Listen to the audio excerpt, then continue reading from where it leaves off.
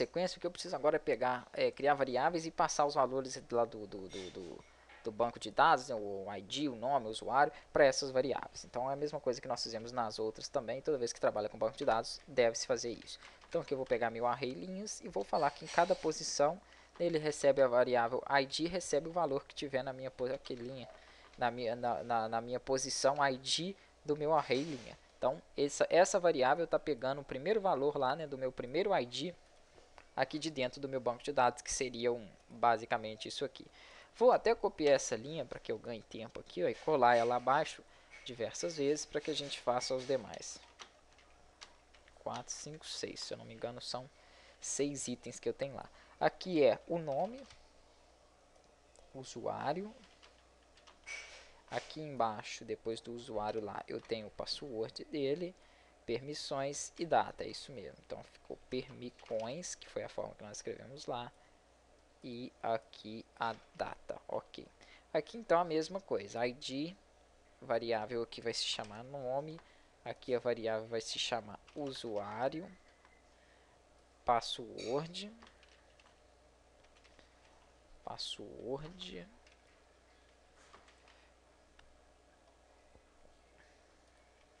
ok. Aqui permissões, não tem nada a ver, não poderia ser só pass também, não tem problema não. E aqui data. Ok, então o que eu fiz foi isso, criar variáveis para receber os dados jogados dentro ali, né, do banco de dados. Depois que eu fiz isso aí, eu vou ter que começar a fazer comparações. Então deixa eu descer aqui com o meu while para deixar bem separadinho.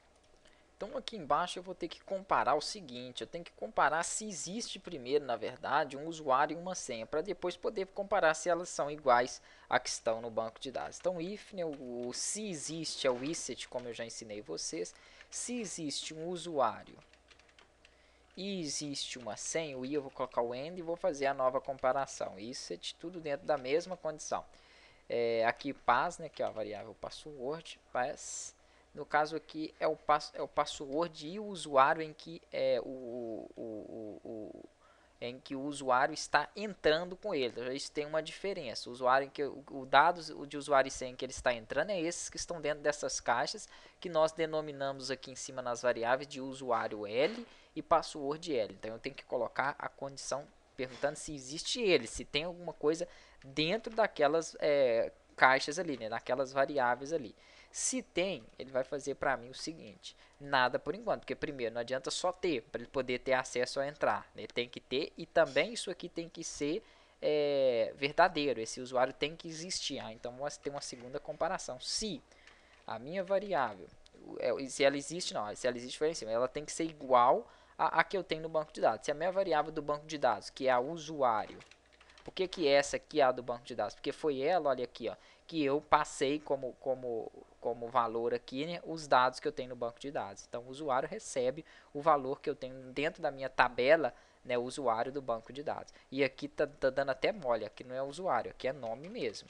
O usuário recebe, ou é o usuário? Não, é o usuário, tá certo. Opa, viajando agora, né? É só olhar aqui, ó, que a gente consegue ver o que a gente colocou lá também. O nome foi lá em cima, realmente é o usuário. Aquele usuário ele tem que ser igual, né, o valor que tem que ficar dentro da caixa de texto tem que ser igual a esse nome aqui. Vamos lá, gosto de deixar bem detalhado mesmo, porque isso aqui é um pouquinho complexo. Então, se o usuário, que é aquele usuário que está no banco de dados, foi igual ao usuário digitado na caixa de texto, que é o usuário L, aí, ó, e, né, então também tem que colocar e o meu password, que é o PES apenas, ele foi igual ao password que está na caixa de texto ali, na caixa de campo, que é o passL, aí sim é que ele vai logar para mim. Então o que eu posso fazer aqui, ó? Abrir e fechar chaves, né? Se for igual, ele tem que dar acesso. Então posso colocar uma mensagem aqui, tipo de bem-vindo.